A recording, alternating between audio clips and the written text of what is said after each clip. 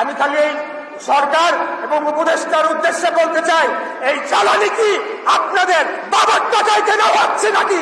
ষড়যন্ত্র করে চলেছে প্রতিনিয়ত কিভাবে আমাদের এই আন্দোলনকে দমানো যায়, কিভাবে আমাদের এই আন্দোলনকে বিতর্কিত করা যায়, কিভাবে জনগণের সামনে ভুলভাবে আমাদের কার্যক্রমকে উপস্থাপন করে বাংলাদেশের সমস্ত কিছু সবার দাবি তাদের কানে পৌঁছায়, কিন্তু আমাদের ঢাকা দক্ষিণ সিটিবাসীর দাবি কেন জানি তাদের কানে পৌঁছায় না।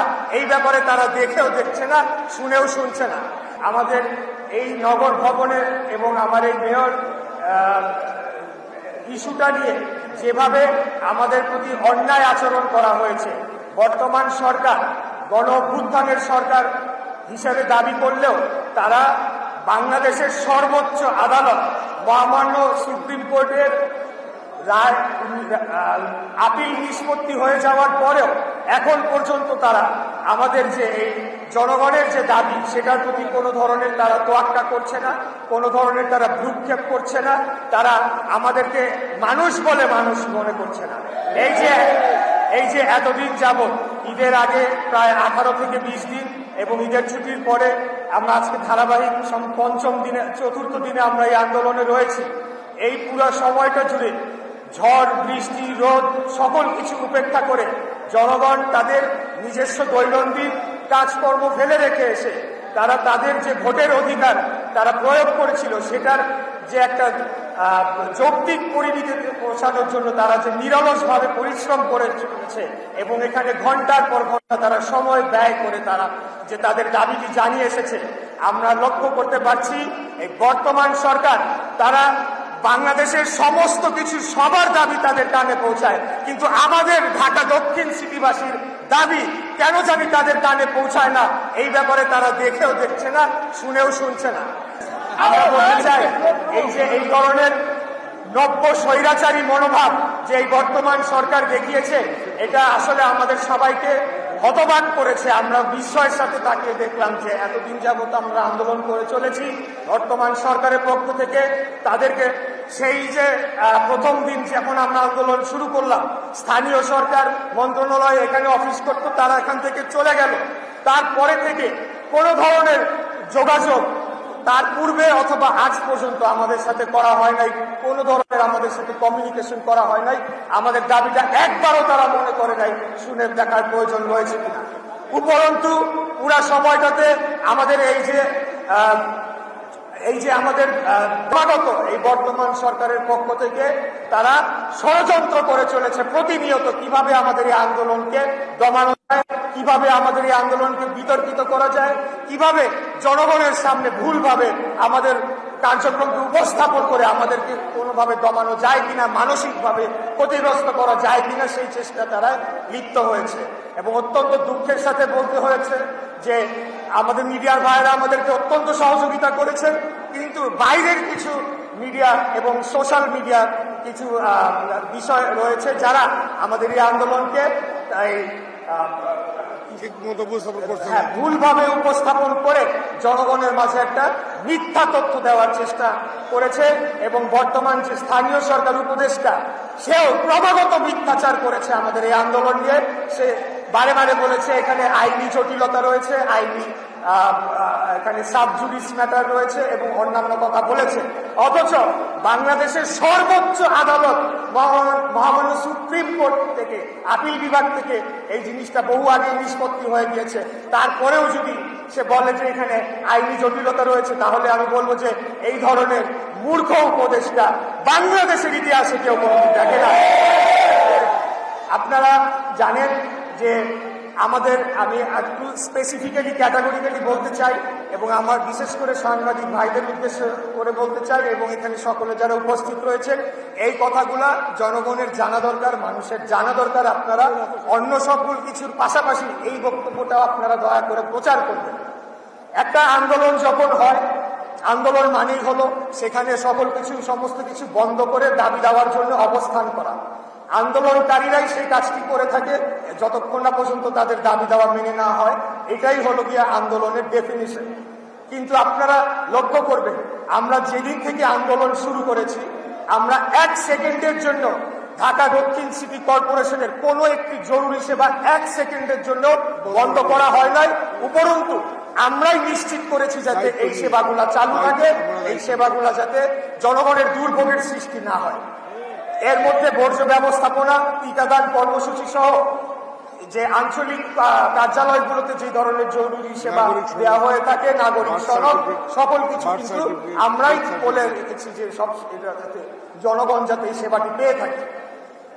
এরপরে যখন আমরা আমাদের আন্দোলন নিয়ে রাজপথে অবস্থান করলাম, তখনও কিন্তু আমাদেরকে একটা মিথ্যা আশ্বাস দেওয়া হয়েছিল যে এই সরকার এই বিষয়টি সুরাহা করবে, এবং এই ধরনের একটা আশ্বাস দিয়ে আমাদের সাথে প্রতারণা করে, আপনাদের সাথে যারা আন্দোলন করেছেন দীর্ঘদিন যাবত আপনাদের সাথে প্রতারণা করে। আমরা তখন বলি যে ঠিক আছে, আমরা জনদুর্ভোগের কথা চিন্তা করে আমরা রাজপথ ছেড়ে দিয়ে চলে আসি, এবং আমরা আশা করেছিলাম যে সরকার হয়তো একটা যৌক্তিক সমাধানের দিকে এই আন্দোলনটাকে নিয়ে যাবে এবং এটার একটা যৌক্তিক পরিণতি ঘটাবে। কিন্তু আমরা দেখেছি যে তারা আসলে মিথ্যা কথা বলে, কিন্তু পরবর্তীতে তারা কোনো ধরনের পদক্ষেপ নেয় না। এরপরে আন্দোলনটা আবার পুনরায় শুরু করলাম। আপনারা জানেন যে তার আগে লন্ডনে একটা ঐতিহাসিক বৈঠক হয়েছে বর্তমান অন্তর্বর্তীকালীন সরকারের প্রধান এবং আমাদের বাংলাদেশ জাতীয়তাবাদী দলের ভারপ্রাপ্ত চেয়ারম্যান, আমাদের আশা আকাঙ্ক্ষার প্রতীক, আগামী দিনের রাষ্ট্রনায়ক ইনশাআল্লাহ দেশনায়ক জনাব তারেক রহমানের সাথে একটি বৈঠক করে আসে। এবং সেই বৈঠকের পরে আমরা ভেবেছিলাম যে এই সরকারের পক্ষ থেকে কোনো না কোনো পক্ষ থেকে এই নগর ভবনের যে আইনি জটিলতাটা তৈরি হয়েছে, কারণ আইনি জটিলতা কেন বলছি, বর্তমানে নির্বাচন কমিশনের যে গ্যাজেট প্রকাশ হয়েছে, এরপরে সর্বোচ্চ আদালত থেকে যে নিষ্পত্তি করা হয়েছে, এরপরে নগর ভবনে কোনো প্রশাসক আইনত বসতে পারে না। এটা আমারও কথা, এটা আইনজীবীদেরও কথা, এটা জনগণেরও দাবি। কিন্তু আমরা দেখলাম এই যে এতগুলা মানুষ দীর্ঘদিন যাবত আন্দোলন সংগ্রাম করে চলেছি, সরকার কোনো ভ্রুক্ষেপ করছে না, তারা দেখেও না দেখার ভান করছে। উপরন্তু গত 2-3 দিন যাবৎ তারা আমাদের এই আন্দোলনকে ভণ্ডুল করার জন্য নানাবিধ ষড়যন্ত্রে তারা লিপ্ত হয়েছে। এর মধ্যে গত পরশুদিন সন্ধ্যায় আপনাদেরকে বলতে চাই যে বর্তমান যে স্থানীয় সরকার উপদেষ্টা রয়েছে আসিফ মাহমুদ, সে সরাসরি ফোন করে আমাদের নগর ভবনের ঊর্ধ্বতন কর্মকর্তাদের নির্দেশ দিয়েছিল যে বর্জ্য ব্যবস্থাপনার জন্য যে গাড়িগুলোকে ব্যবহার করা হয় সেই গাড়িগুলোতে যাতে জ্বালানি বন্ধ করে দেওয়া হয়। এবং তার উদ্দেশ্য ছিল যদি বর্জ্য ব্যবস্থাপনা বা বর্জ্য কার্যক্রম সেটাকে বন্ধ করা যায় বা সেটাকে স্থবির করা যায়, সেই দায়টা আমাদের উপরে পরদিন চাপাবে এবং মিথ্যা প্রচারণা মিডিয়ার মাধ্যমে, গণমাধ্যমের মাধ্যমে এবং সোশ্যাল মিডিয়ার মাধ্যমে করে আমাদের এই আন্দোলনটাকে ক্ষতিগ্রস্ত করবে, আমাদের মানসিকভাবে দুর্বল করার চেষ্টা করবে। কিন্তু তাদের এই ষড়যন্ত্র আমরা সফল হতে দেই নাই। আমি খালি এই সরকার এবং উপদেষ্টার উদ্দেশ্যে বলতে চাই, এই জ্বালানি কি আপনাদের বাবার টাকায় কেনা হচ্ছে নাকি? টাকায় কেনা এই জ্বালানি বন্ধ করার আপনারা কে? আপনাদের সেই কোনো অধিকার নাই, আপনাদের কোনো জনগণেরও ম্যান্ডেট নাই, আপনারা জীবনে একটা ভোটও কোনোদিনও পান নাই। অতএব আপনাদেরকে একটা বিশেষ পরিস্থিতিতে ছাত্র জনতার রক্তাক্ত গণঅভ্যুত্থানের মাধ্যমে বসানো হয়েছিল যে আপনারা দ্রুততম সময়ে বাংলাদেশে জাতীয় নির্বাচন অনুষ্ঠান করে জনপ্রতিনিধি নির্বাচিত সরকারের কাছে ক্ষমতা হস্তান্তর করে আপনারা প্রস্থান করবেন। কিন্তু আমরা ক্রমাগত দেখতে পাচ্ছি এই সরকারের বিভিন্ন উপদেষ্টারা, বিশেষ করে স্থানীয় সরকার উপদেষ্টা আসিফ মাহমুদ ব্যাপক দুর্নীতি, ব্যাপক লুটপাটে জড়িয়ে পড়েছে। আর হাসিনার আমলে 15 বছরে পিয়ন কামাইছে 400, আর এখন 9 মাসে কামাইছে 350। হলো গিয়া এদের দুর্নীতির মাত্রা। সচিবালয়ের একটি অগ্নিকাণ্ডের ঘটনার পরে স্থানীয় সরকার মন্ত্রণালয় এবং উপদেষ্টা নগর ভবনে তারা অফিস করছে। তারা যখন এখানে অফিস করতে শুরু করে তখন এখানকার যে বিভিন্ন ধরনের উন্নয়নমূলক কর্মকাণ্ড এবং অন্যান্য বিষয়গুলোতে এখানে তারা ব্যাপক লুটপাট সাধন করে এবং জনগণের টাকা তারা এখানে চুরি করে তারা তাদের যে পোষ্য ব্যক্তিরা রয়েছেন তাদের মাধ্যমে সেগুলোকে লুটপাট করে তারা আর্থিকভাবে লাভবান হয়ে তারা ভালো লেগেছিল, মজা পেয়ে গিয়েছিল, যার কারণে পরবর্তীতে আমাদের আন্দোলন শুরু করার পরের দিন যখন লেজ গুটায় আসিফ পালায় গেল তখন একটা প্রতিশোধের আগুন কাজ করছে, যে এখান থেকে যে তাকে বের করে দেয় সে ঢাকা শহরের জনগণ, সেটার বিরুদ্ধে সে প্রতিশোধ নিবে। সেই কার্যক্রম বন্ধ করে রাখেন, অথচ আপনারা লক্ষ্য করবেন শুরুর থেকে আমরাই চেয়েছি সকল সেবা যাতে চলমান থাকে, কোনো ধরনের বিঘ্ন না ঘটে। এবং ঈদের পর তখন সিদ্ধান্ত, এবং আপনাদেরকেও বলেছি আপনারা এটি প্রচার করবেন যে আমরা যাতে দৈনন্দিন সেবা স্পষ্টভাবে বলা হয়েছে সেগুলোকে পুনরায় চালু করে দেওয়া হবে। আমাদের আন্দোলন চলমান থাকুক, এটার আর এটা মানে বৃদ্ধি না পায় সেটার জন্য আমরা পদক্ষেপ নিব। কিন্তু আমরা পরশুদিন না গতকালকে বিভিন্ন ওয়ার্ড সচিবদের সাথে একটা মত বিনিময় সভা আমরা করেছি এবং আমরা তাদেরকে নির্দেশনা দিয়েছি প্রত্যেকটি ওয়ার্ডে যাতে তারা জন্ম নিবন্ধন, মৃত্যু সনদ, নাগরিক সনদ এবং ওয়ারিশ সার্টিফিকেট এই আবেদন তারা জমা নেয়, নিয়ে তারা আঞ্চলিক কর্মকর্তাদের মাধ্যমে সেটা দ্রুততম সময়ে তারা সার্টিফিকেটটা দিয়ে দেয়। কিন্তু গতকাল আমরা জানতে পেরেছি এই স্থানীয় সরকার এবং এই স্থানীয় সরকার সচিব তারা আঞ্চলিক কর্মকর্তাদেরকে নির্দেশ দিয়েছে তারা যাতে জন্ম নিবন্ধন, মৃত্যু নিবন্ধন, নাগরিক সনদ এখানে যাতে সই না করে। এরকম একটা ন্যাক্কারজনক ভূমিকায় তারা অবতীর্ণ হয়েছে, যেখানে আমরাই সেবা চালু করতে চাচ্ছি তারা সেখান থেকে বসে ফোন করে বলছে যে এগুলোতে যদি সই না করা হয় তাহলে কি হবে, জনগণের যদি একটু দুর্ভোগ হয় তখন সেটা তারা সরাসরি আমাদের উপর দায় চাপানোর চেষ্টা করবে। তাই আজকে ওপেন ফিল্ডে আমি আমাদের যারা মিডিয়ার ভাইরা রয়েছে তাদের সামনেই বলতে চাই, আপনারা এটা দয়া করে দেশবাসীকে জানাবেন। আমরাই নিশ্চিত করছি যাতে জনগণের সকল সেবা কার্যক্রম অব্যাহত থাকে, এটাকে আরো কিভাবে বৃদ্ধি করা যায়, আর এখানে সরকারের পক্ষ থেকে চেষ্টা করা হচ্ছে কিভাবে এই সেবাগুলোকে বিঘ্ন ঘটিয়ে আমাদের উপর দায় চাপানো যায়। গতকালকে একটা রাতের বেলা হঠাৎ করে দেখলাম বিবিসিতে একটা সংবাদ প্রকাশ হয়েছে, এই আসিফ মাহমুদ বলছে যে